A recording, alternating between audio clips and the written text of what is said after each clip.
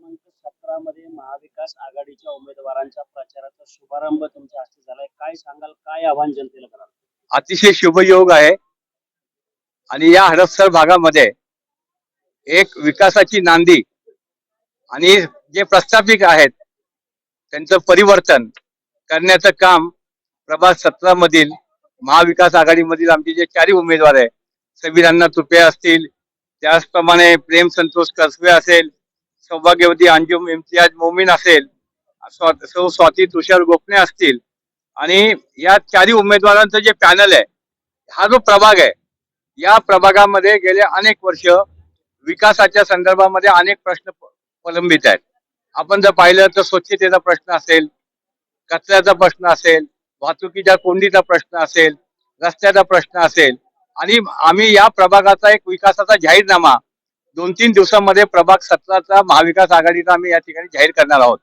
आणि त्यामध्ये प्रामुख्याने या भागातील सोसायट्या असतील किंवा झोपडपट्ट्या असतील किंवा मध्यमवर्गीय असतील, या सर्व भागामध्ये लोकांचे जे प्रश्न आहेत ते प्रश्न येत्या 5 वर्षामध्ये आमचे जे चारही महाविकास आघाडीचे उमेदवार आहेत ते निश्चितपणे सोडवणार आहे आणि त्याचा वचननामा आम्ही लोकांच्या पुढे देणार आहोत.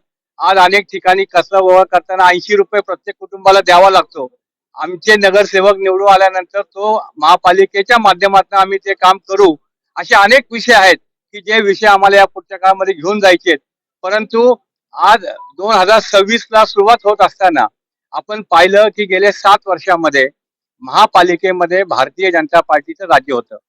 केंद्रामध्ये भारतीय जनता पार्टी, राज्यामध्ये भारतीय जनता पार्टी आणि महापालिकेत भारतीय जनता पार्टी. पुणे महानगरपालिकेच्या इतिहासामध्ये 100 नगरसेवक आजपर्यंत कुठल्याही पक्षाला निवडून दिलेले नव्हते. ते पुणेकरांनी 2017 ला भारतीय जनता पार्टीने निवडून दिले. काल भारतीय जनता पार्टीच्या उमेदवारांची यादी जाहीर झाली. त्यांनी 50% उमेदवारांना पत्ता कट केला. याचा अर्थ काय आहे की ते अकार्यक्षम होते. पुणेकरांनी भरभरून विश्वासाने दिलं, पण भारतीय जनता पार्टीने अकार्यक्षमता कारभार केला म्हणून त्यांना तिकीट कापावी लागली. जो भ्रष्टाचार झालेला आहे.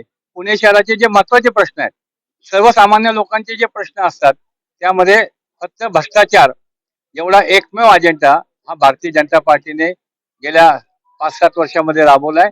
आता या भागातील सर्व नागरिक हे निश्चितपणे महाविकास आघाडीवर विश्वास ठेवून आमच्या चारही उमेदवारांना प्रचंड बहुमताने विजयी करतील, हा विश्वास या भागातील नागरिकांकडून आम्हाला बघायला मिळतो. रोकठोक महाराष्ट्राला सबस्क्राईब करा आणि बेल आयकॉनवर क्लिक करायला विसरू नका.